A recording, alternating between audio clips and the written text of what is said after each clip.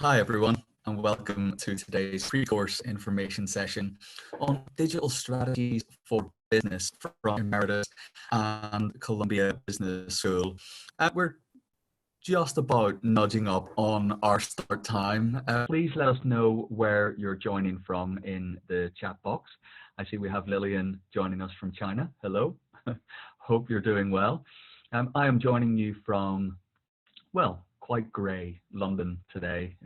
Yeah, we're all locked up inside at the moment, so it's a great time great time to have a webinar, isn't it? Yeah, it's heady days for us webinar types and online executive education. Yeah, bit of a boon. Oh, hello, Elise in Boston. Yeah, beautiful city. Been there many times. I'll make a bit of a start in just a moment. As other people are joining, I'll share a little bit about what we're hoping to achieve today.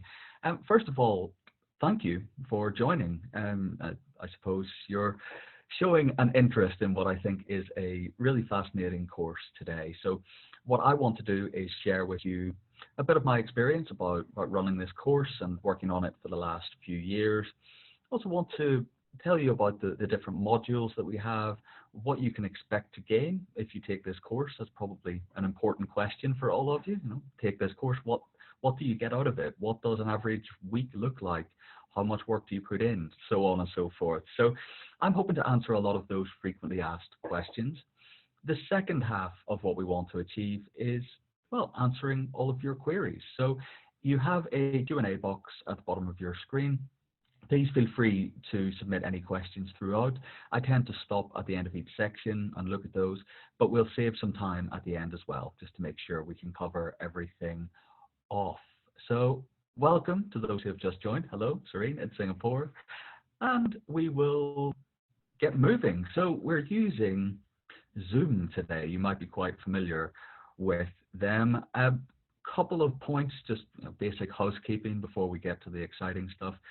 Audio issues, so yeah, you can click on the arrow next to the microphone and yeah, you can switch microphones and that sort of thing. I should say we have technical support with us as well today, so any issues you can let us know and we can help out.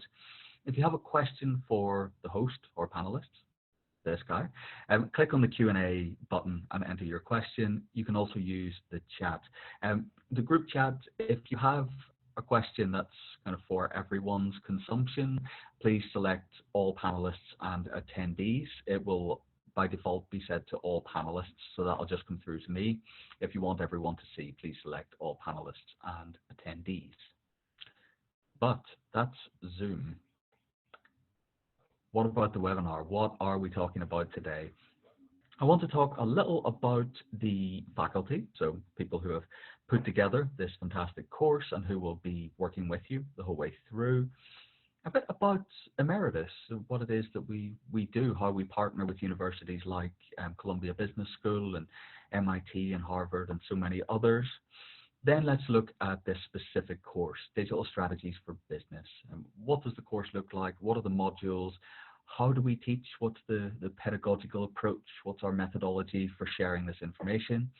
And then finally, question and answers. So plenty of time for that at the end and hopefully throughout as well. I'll keep my eye on the Q&A and try and address them as they come up. So,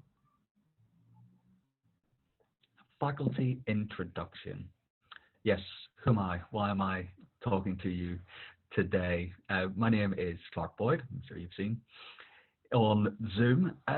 I'm one of the course leaders here at Emeritus.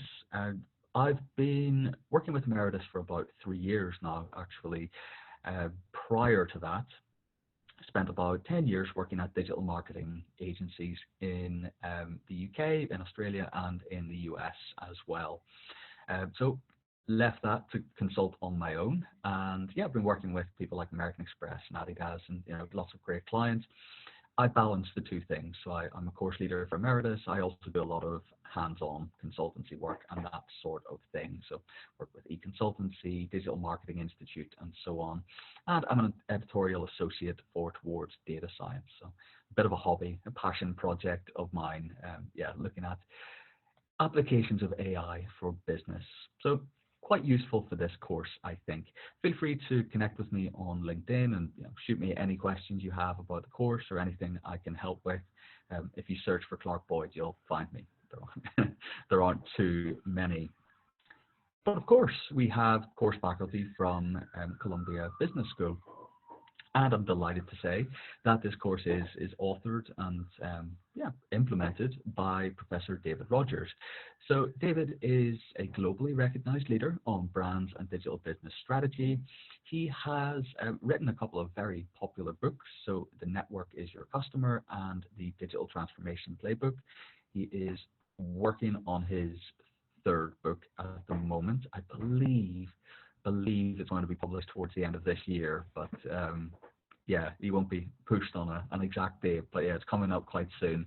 So he's on the Faculty of Executive Education at Columbia Business School, and he's known worldwide, and I've heard a lot about him before working on these courses, for his work on customer networks. So really trying to understand what is it that sustains and grows a business in the platform economy. How do businesses like Uber differ from the pipeline businesses of old? He's a keynote speaker at a lot of conferences worldwide. He's always traveling around, works on digital strategy for Toyota, Pernod Ricard, Visa, SAP, lots of great companies, and you may see him in the news and on TV.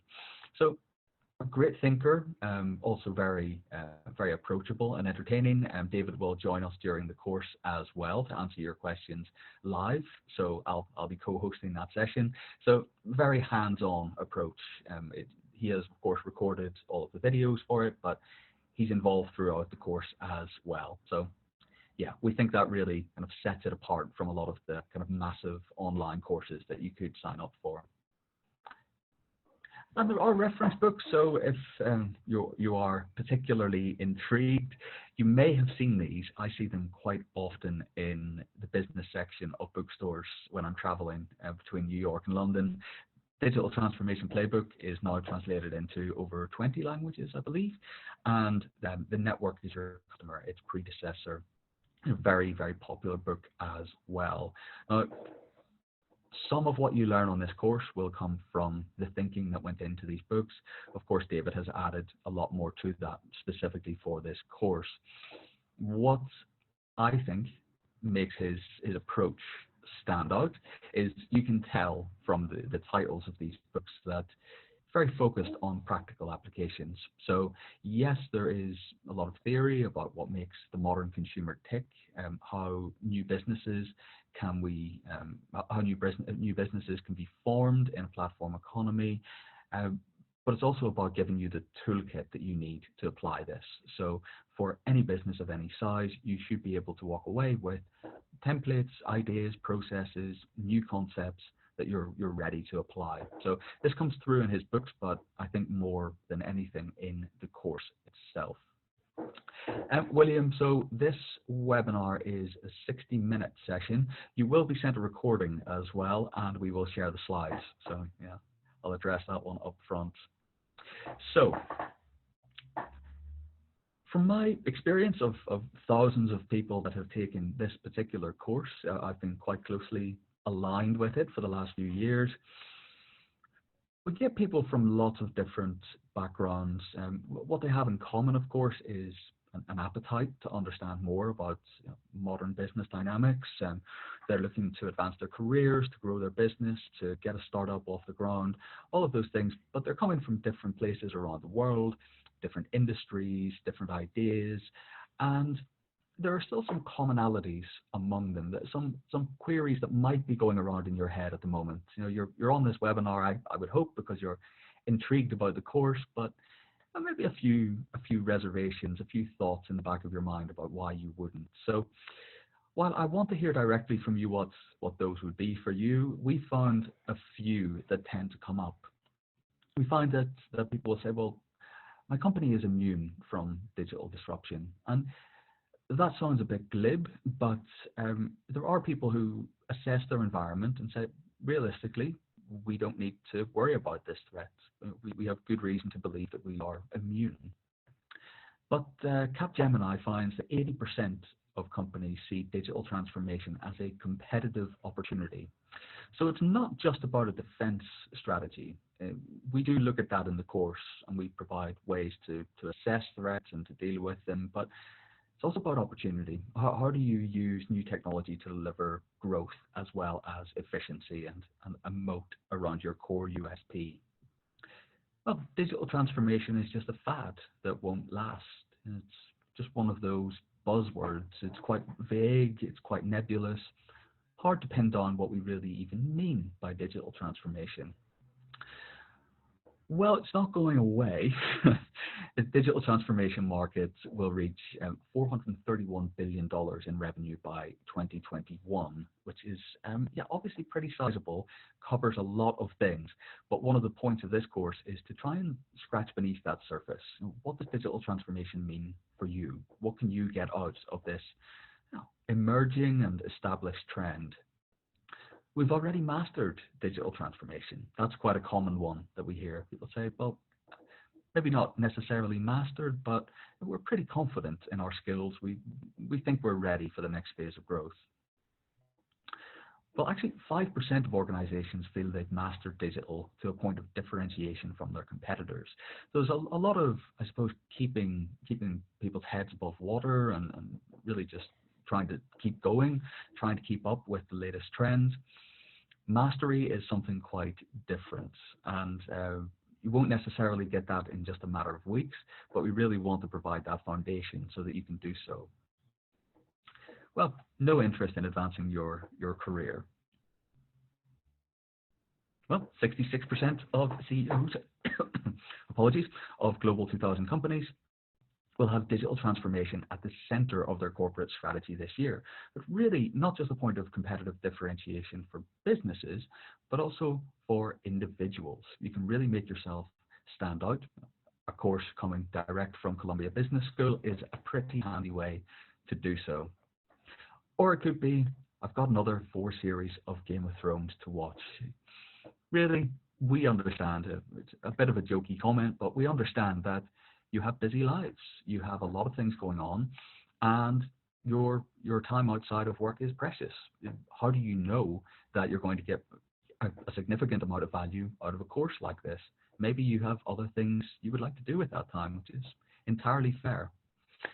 Well, we like to think that David Rogers is no Tyrion Lannister. I don't watch Game of Thrones. You can probably guess from my pronunciation. But he is a very entertaining speaker. So you don't have to give up entertainment to take this course. It's a serious course, obviously, but we try and make it enjoyable and digestible too. So those are some of the reasons that we tend to see, but always keen to hear what you might have in mind as well. That's what we're here for today, to try and address any concerns or answer any questions you have. So getting into the course specifically, so digital strategies for business. We begin with a framework that I think sets the foundation for the rest of the course. We look at the 5 domains of digital strategy. Now, throughout the course, there are lots of different frameworks we use to build on this, different strategies that you can use to tap into consumer demand, all those sorts of things. But really, it begins from this point. You might have guessed, any course that teaches customer centricity begins with customers. Now, that sounds obvious. If you ask any business whether they are customer centric, they will say that they are. Any business will say that. Everyone knows the buzzwords, everyone knows the catchphrases about putting the customer at the heart of your business. The challenge is that it's actually much more difficult, and it takes a lot more conscious effort to be customer centric than many think. Of course, you are customer focused. You wouldn't be in business without customers. So you have to have some level of focus on them. But to be customer centric is very different. Putting the customer at the heart of what you do requires new processes, a different culture, different technologies, different data sources, really a different mentality from the whole business. And the way that businesses are set up tends to slide us away from that. We become quite insular, we become focused on efficiency and how we can manage our internal operations, all the while losing sight of the customer. That's where disruption happens.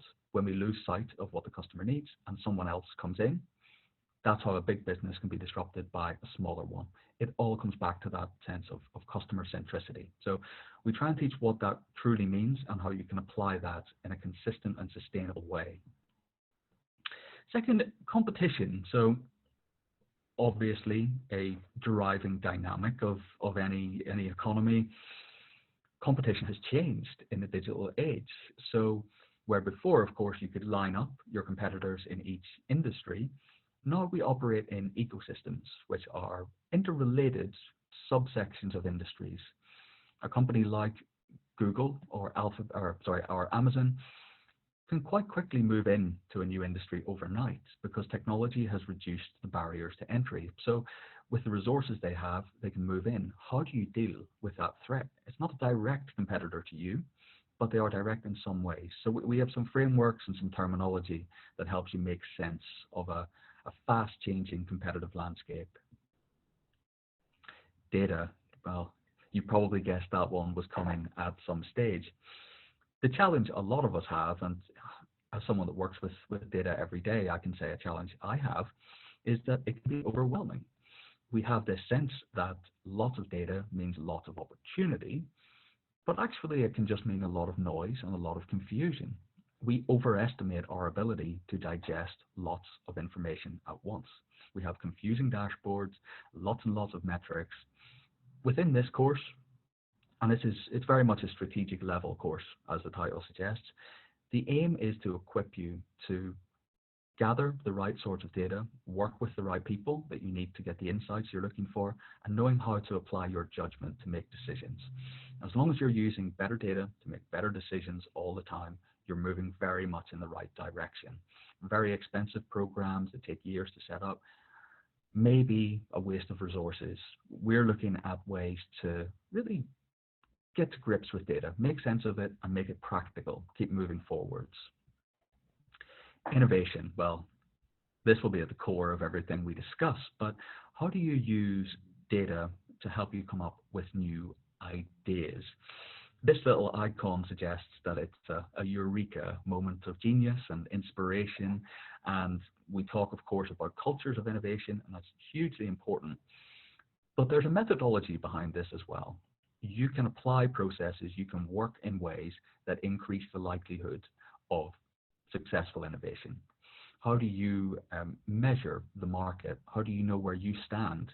How does your value proposition stack up against the competition? What's the gap between your reality for consumers today and their expectations? And then we work through how you can come up with new innovations to bridge that gap. So always focusing on where the customer is, where you are as a business, and then trying to bring those together with disruptive innovations. And value, well, that can, of course, as this suggests, mean value for money, but it's also a broader concept. Value propositions, how do those change over time? How do you maintain what makes you successful as a business and yet adapt to changing times? How do you know which trends are worth jumping on and which are worth ignoring, which are not necessarily relevant to you? So that's the fifth area that we go through at the end. And really, our objective is to try and create more effective digital strategy leaders, more confident and equipped digital strategy leaders to go back into their environment and make changes, make these things happen, bring them to life. So that's a little bit about this course. I will come back to more about the course in just a moment. I'd like to pause and tell you a little bit about Emeritus, hopefully help to show why it's a good choice to take this particular course. So about Emeritus, we partner with the best universities in the world to create online courses. So very direct partnership with the likes of course, Columbia Business School, with MIT as well, with Kellogg at Northwestern, with Cambridge University. I work quite a bit on that partnership as well. And the idea is to try and bring world-class academic institutions, their lessons, their knowledge, all of their wisdom to what is a changing world.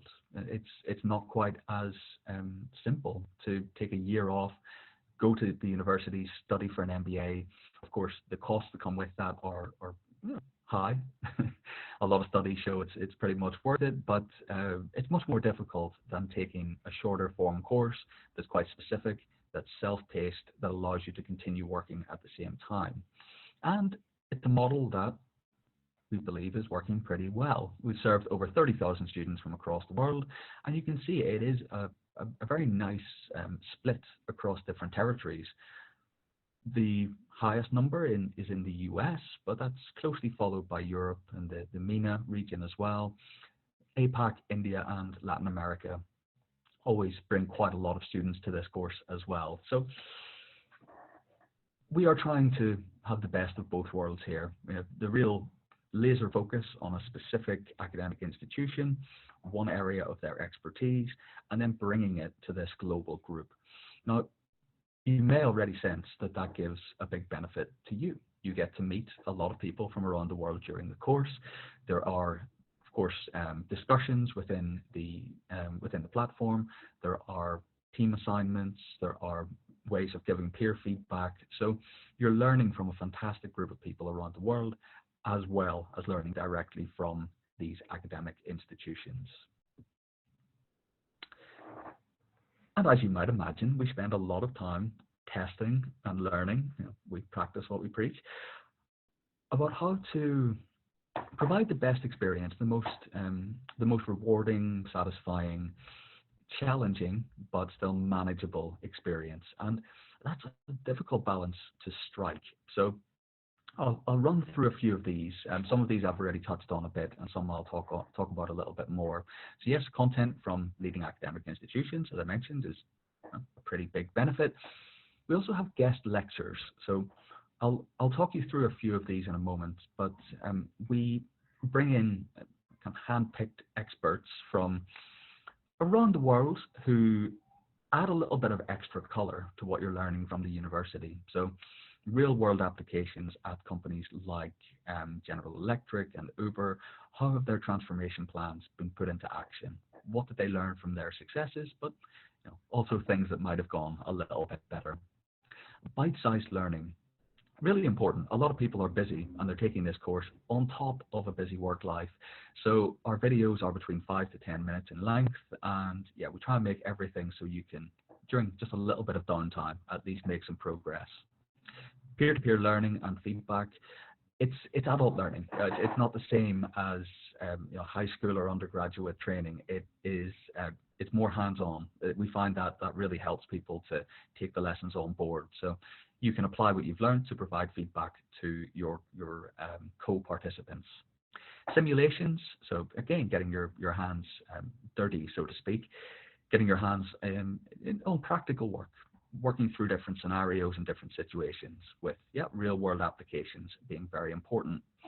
Mobile learning, you might expect, but just so you're aware, there's an app that you can use to keep working through the program, and grading and evaluation. So you will get, normally by the likes of myself, reviews of your work and feedback on how you might improve. So there are live webinars, graded assignments, and simulations. We follow up with you to, ensure you complete, but also to check in. We really want to make sure if you make this investment of your time and money, that you're getting your value out of it. So make sure that if something's come up, we can adapt the schedule to get you back on track. Course completion rates on Emeritus are north of 85%, which compares very, very favorably with other programs and platforms out there. It's kind of what we teach in these courses. You identify a problem in a market and try and address it in a new way, and that's how we've approached this. So we believe this is the best way to get your value out of executive education online. And I'm really proud of this one. Something we've been discussing for a long time, working on for a long time. It's the Emeritus Network. So we're trying to think, how do we keep that learning journey going? After you complete a 10-week course, you get your certificate, it's fantastic. What's next? How do we get more value out of the fantastic people that we have? How do we let them learn from each other?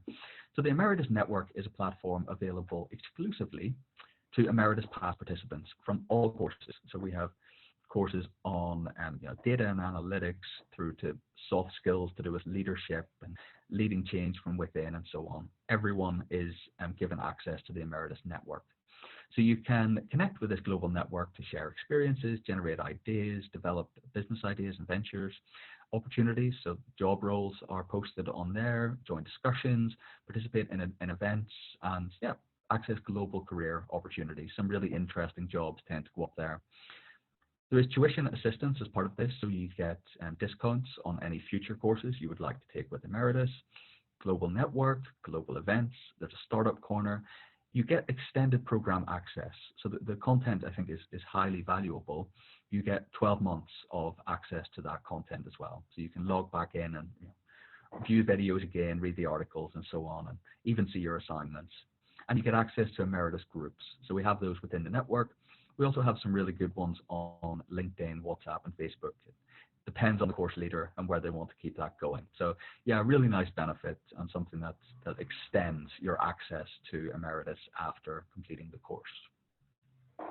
So I'll pause and just see if we have any questions at the moment, and then I'm going to go through an introduction to this specific course, Digital Strategies for Business.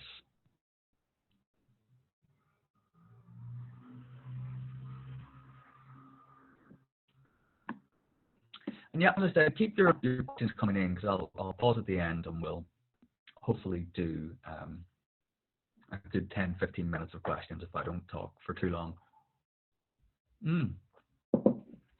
William says, so how often is the material updated? We're actually in the process of doing that at the moment. I just had a call about that yesterday. We update things like the assignments and the discussion threads for pretty much every run of the course.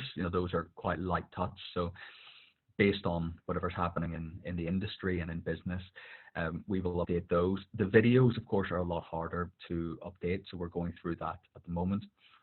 Maybe every year we go back and review that. We try and focus on evergreen concepts and frameworks in there and keep the topical sort of stuff in areas that we can update it more often. So it does depend. There are aspects that will be updated every couple of months, others that will be every year. Things like the videos are harder to do. Other things are much quicker. So, assignments and that are updated pretty frequently. So, course objectives. This comes from our perspective of course, but also from the feedback we've got from participants. What do you come to this course hoping to get out of it? Well, to develop new products, services, and business models for digital customers, leveraging your customers' participation, data, and knowledge for competitive advantage. So how do you work with your customer to create your business? Develop platform strategies to capture value beyond your own products and services. So delivering that kind of exponential growth that you can get through a platform. But how does that apply to businesses that are slightly less traditional? Maybe it's not as obvious as, say, Airbnb and Uber. How do you apply a platform strategy to a traditional industry? Understand how data can be used for innovation. It's a huge one and something we tackle head on. Be able to apply the lessons of lean startups to any size business. So we all know about these practices and agile methodologies and sprints and design thinking. Often a lot of that gets lost in bigger organizations. How do you take those lessons and make them work? Evolve your value proposition to stay ahead of disruptive trends. That's the final kind of section of this. Now, how do you keep your competitive advantage and still build from that position? And ultimately, think like a disruptor. It's a recurrent theme in the course, but going beyond the kind of LinkedIn catchphrases to truly understand what it means to be disruptive. There's a methodology behind it beyond just kind of aggressive change. There's more to it than that. So I'll go through the modules that we have on this course, and then I can see we have a couple more questions. So module 1, the 5 domains of digital transformation, which I have just gone through. So customers, competition, data, innovation, and value. I'm glad I could remember those because I've just said them a minute ago. It'd be embarrassing if I couldn't. Second, so customer networks and the new paths to purchase. We used to have a simple idea of this funnel where people come in at the top and they're aware, and then they're interested, and then they make a decision, and then they take an action. And that was never necessarily how people worked, but we could measure it broadly in those terms. So it had practical application. That's pretty different. People accessing information all the time on their phone, in stores, via interactive billboards. The journey is so complex and so fragmented. How do we bring some sense back to it? That's what we'll be tackling. Understanding digital consumer behaviors. So Professor Rogers has a very important framework here of the 5 different behaviors that we see in the digital age. Platform business models, so understanding how they work, but also understanding how they can be applied beyond the likes of Google, Apple, and so on. How can a smaller business develop a successful platform? Co-opetition, so yeah, it's not a spelling error there. Co-opetition, disintermediation, asymmetric competitor. So lots of jargon there. Co-opetition, how do you work with your competitors, cooperate with them? Disintermediation, cutting out the middleman in the value chain or supply chain. Asymmetric competitors, so you compete in some areas, but in lots of others you don't. How do you know how to tackle that kind of competitor? Next, building data as a strategic asset for your business. So practical tools there as well to look at how to go about gathering the right data, how to work with it, and how to turn it into something useful. Big data at work. So now we'll look at forms of data, so unstructured, structured, and so on. New tools, so the technologies you can use, and templates of value. So what are the 4 different ways that we think you can get value from your data? So those are the first 7, a pretty intensive ride through that first half of the course, and there's more coming up. So module 8, now we're looking at innovation. So A/B testing, minimum viable products, all of those kind of concepts and practices that we've heard of, maybe tried a little bit. How do we apply them with more rigor? Translating the lean startup to enterprise scale and innovation. So speaks for itself, that one.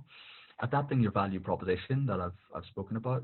First identifying what it truly is, then looking at what it should be, and trying to figure out how you'll get from point A to point B.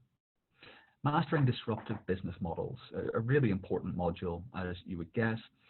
So much of the disruption that we see lies actually in the business model itself. That's where everything stems from. By understanding that, then you can get to the big ideas outside. Surviving disruption. So if you're the incumbent and there's a threat, what do you do? Apart from panic, apart from take aggressive action, what are the different types of threat? So we look at the 6 different shapes of threat that we see and how you can respond to those. So making it really tangible and useful. Finally, and this is a really important way to end the course, leadership and the customer value imperative frameworks. So you've learned all of this fantastic material from this course. I hope you'll agree. How do you take that back? How do you lead that change either from the top, from within, wherever you happen to be in the organization? How do you share all of this, bring people along with you? Otherwise, of course, you won't see its full benefit. So I will pause here. We have a couple of questions I would like to answer. So Adaronke asks, I just finished the digital marketing course. Oh, fantastic. In January. What added value will this course add? So for everyone's awareness, there is a digital marketing strategies course from Columbia and Emeritus, also taught by David Rogers. And the distinctions between the two are actually quite clear. Maybe it doesn't come across from the reasonably similar course titles. Digital marketing strategies is very focused on well, obviously digital marketing, but looking at the specifics of Facebook advertising, Google advertising, and so on, really how you connect with the customer through marketing channels. Now, there's strategy in it, of course. It's quite deeply held in strategy, but this is broader. And what I mean by that is it's more about how the whole organization goes about changing, innovating, how you can lead that change, and then marketing is a way of making that happen. So the two actually go together quite neatly.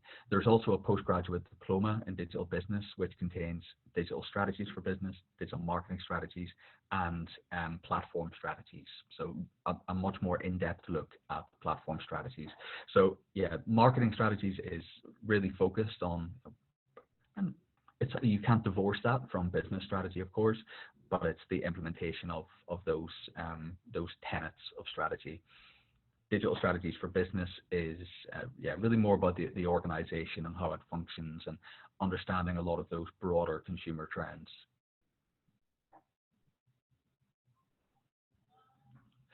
So Sabrina says the course is all about digital strategy, any content on execution, turning the strategy to reality, digital transformation, and so on.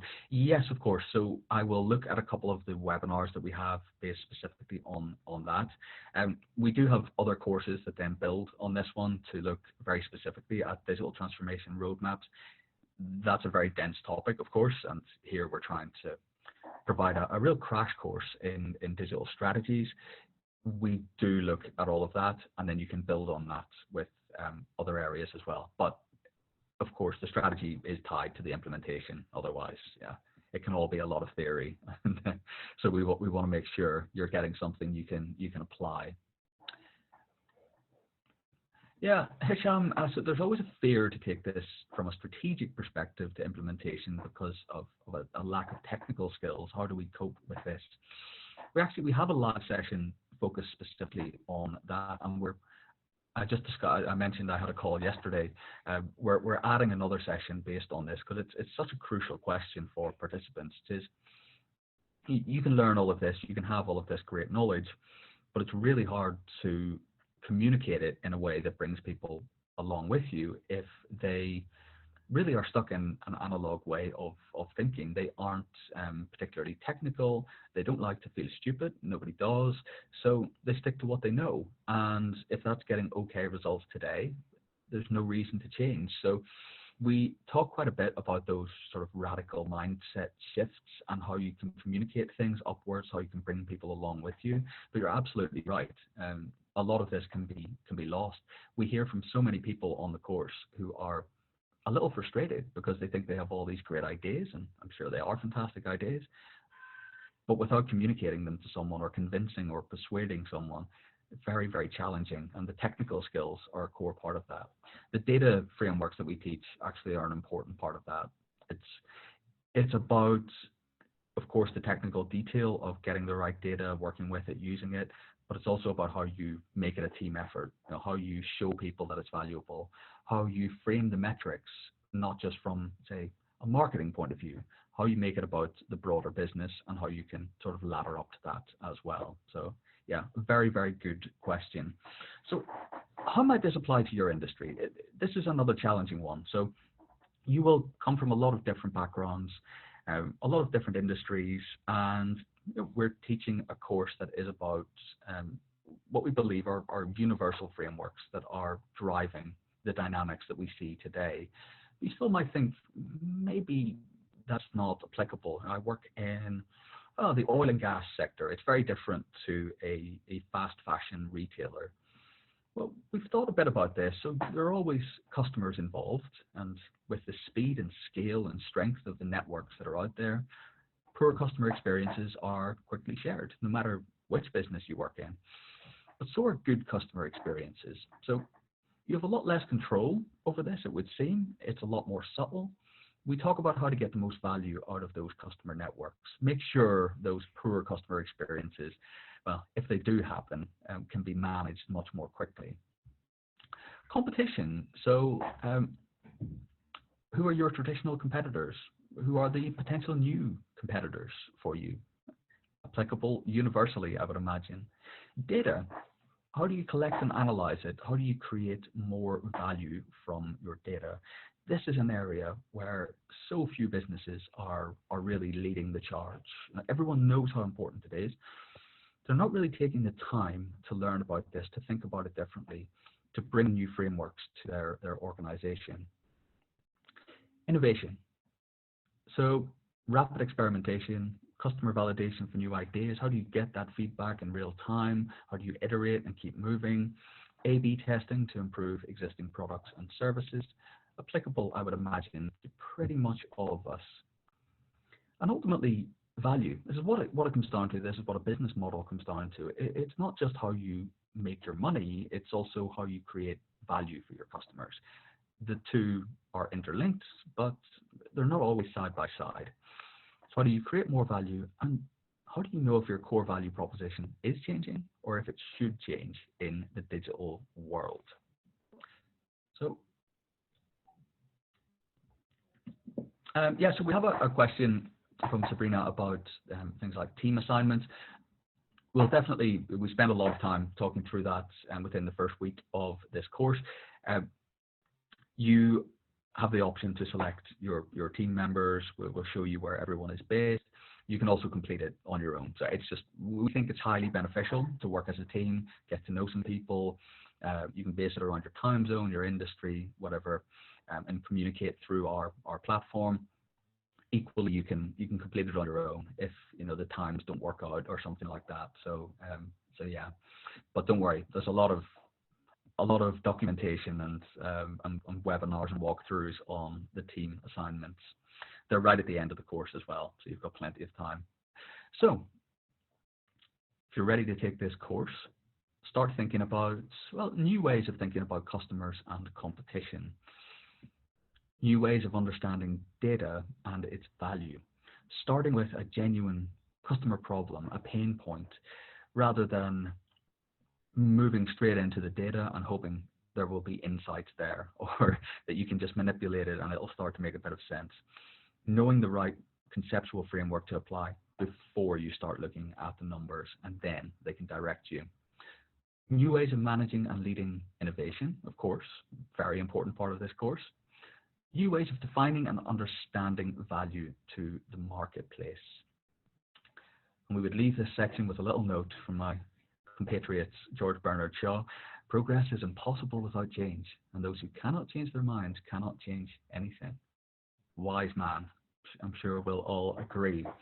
So webinars, we have one of these every couple of weeks. You also have live sessions which are held with your course leader, which will be someone like me, maybe me, and they're just an opportunity to discuss latest trends, latest news, any questions you have where you're thinking, this framework's interesting, but I'm not sure how it applies to my company.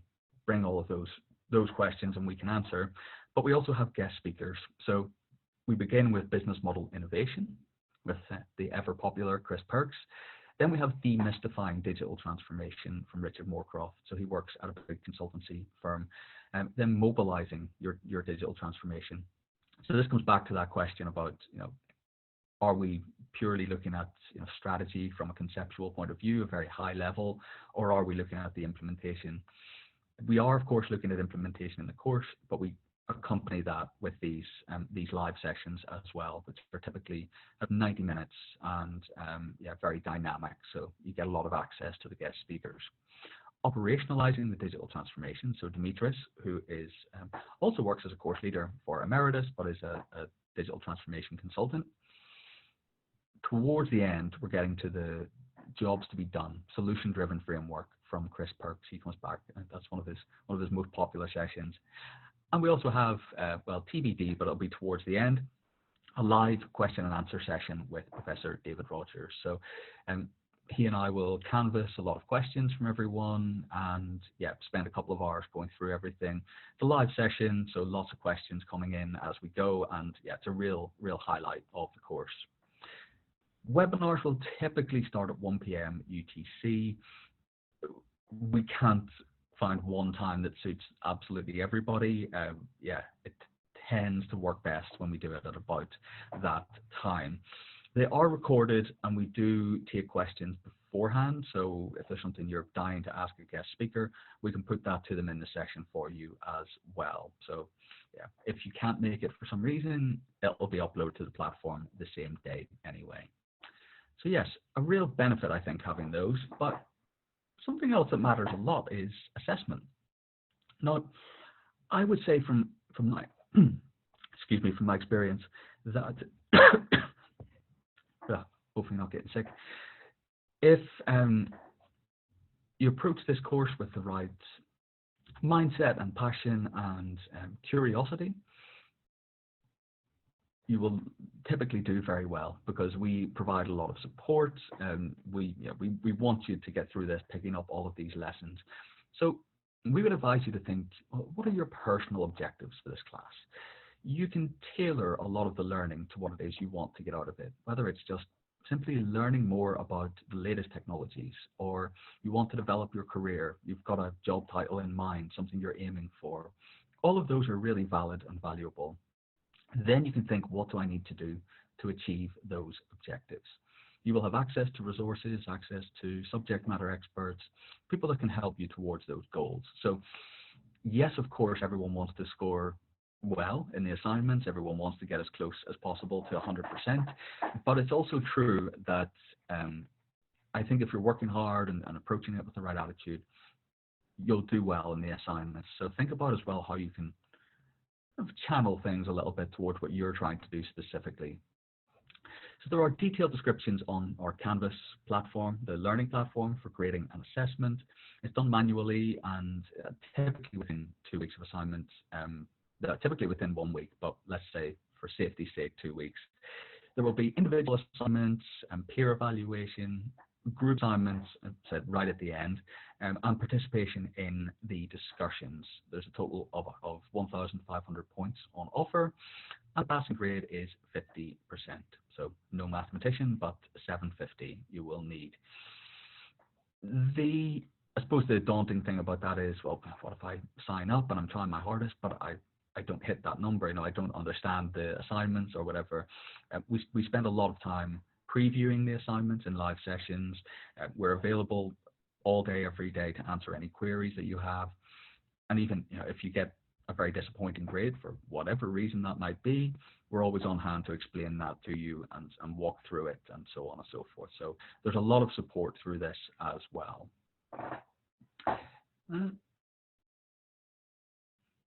All right, so great question. So how is this course compared to the postgraduate diploma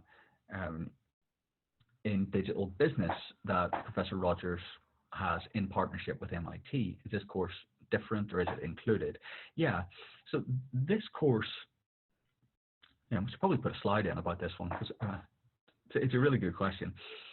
So digital strategies for business, this one, is part of the postgraduate diploma in digital business as well. So you can take the diploma, which is a 9-month course, very rigorous and intensive, and it includes digital strategies for business. As you mentioned, there's a course from MIT, which is around platform strategies and digital transformation, a bit more specifically, and digital marketing strategies, again from Columbia and Professor Rogers. So those three together as part of the diploma with the capstone assignment at the end, that will get you the diploma. This certificate course can be taken separately. Of course, it's shorter. If you have taken this course, and this is what a lot of people do actually, if you take this course and decide you would like to build on that and take the diploma, you of course don't have to take this course again and you don't have to pay for it again. You can add the other 2 bits, and that applies equally if you've done digital marketing strategies or the MIT one. You can sign up to the diploma. You don't have to do that part of it. You can do the other 2 elements, kind of bolt those on and upgrade to the diploma. So that's kind of how it differs. The course material is similar. It's tweaked a little bit for the purposes of the diploma, as you would imagine, but broadly speaking, it's the same. Yes, thank you for your question, Leland. I will come back to that one in just a moment because I want to talk a bit about the learning platform. So I suppose you might be thinking, what does it look like? I sign up, I'm excited, I can't wait to get going. What comes up on my screen? What does it look like? It looks a little bit like this.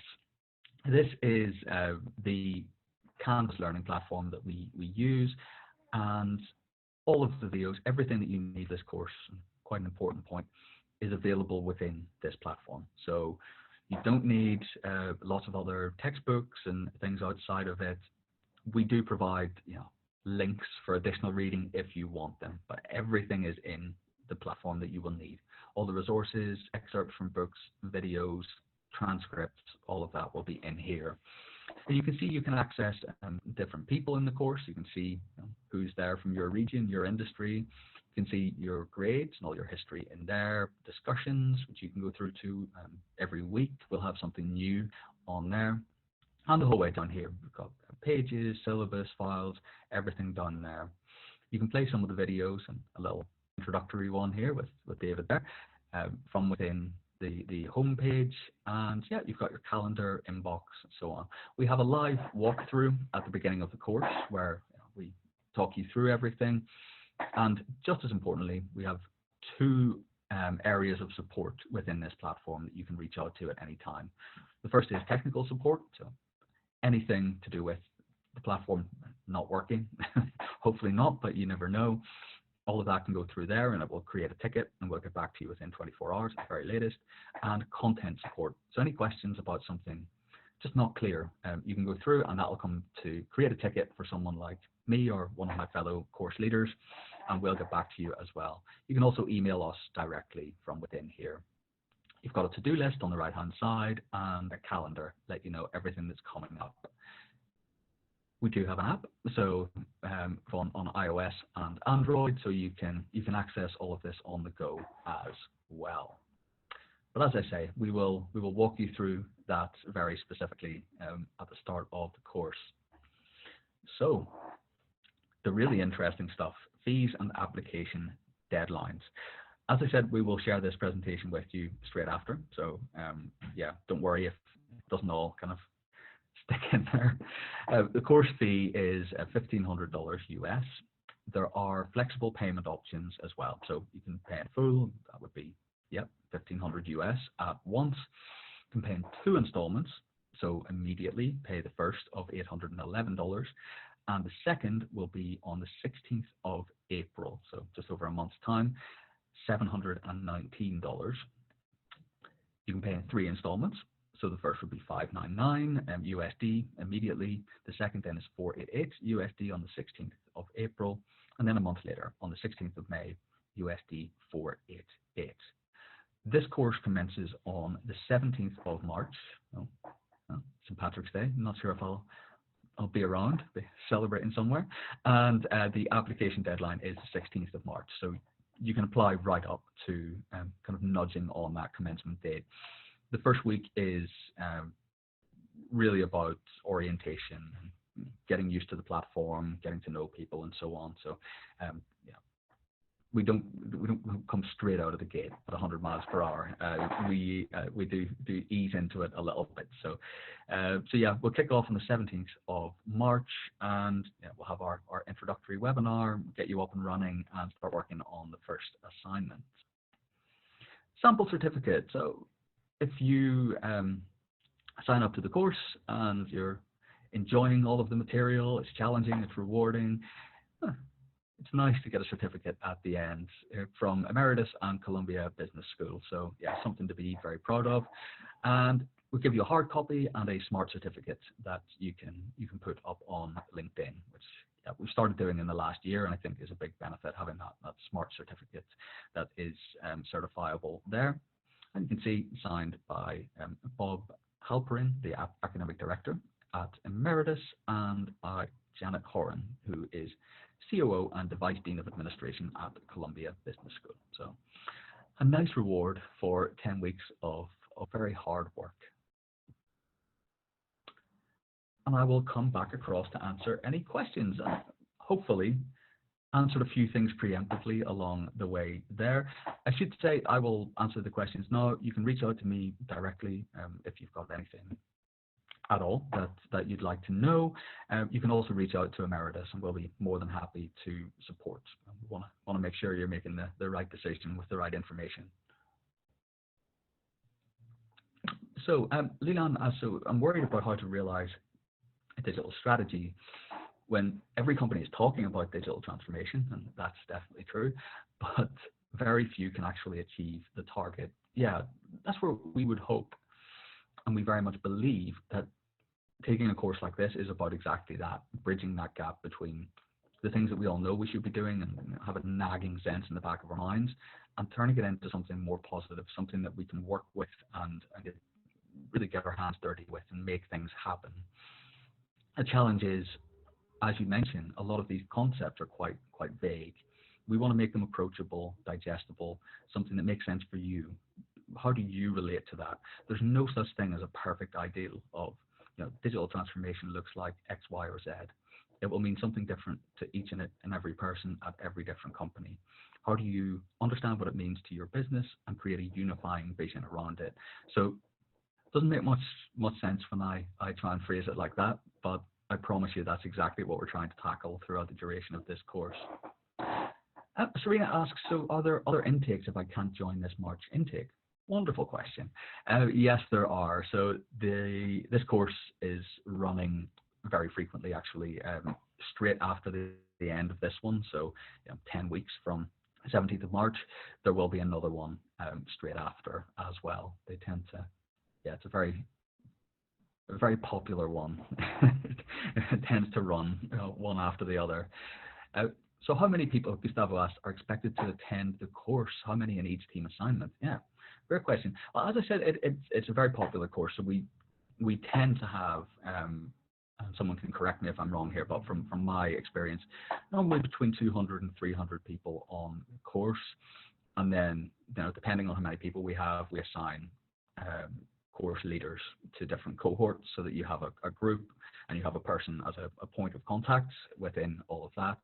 But for the team assignments, if you choose to take those on as a global team, it's up to you. It can be 2 people if there's just one person you want to work with. It can be up to kind of 8 people. Normally, and I'd say the best kind of balance is about 4. So you can split up the work, but you can still work as a team. It tends to get a bit unwieldy and difficult to manage once you go to 7, 8, 9, 10 different people. So yeah, we normally have 200 to 300 people on this course, and then based on what that number comes out at, we assign course leaders to different groups as well. So it shouldn't, the greater number of people in the course doesn't affect your experience of getting attention on it.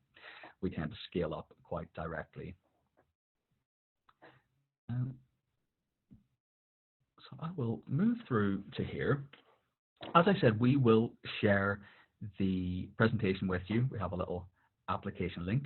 Hopefully we've piqued your interest and answered some of your queries.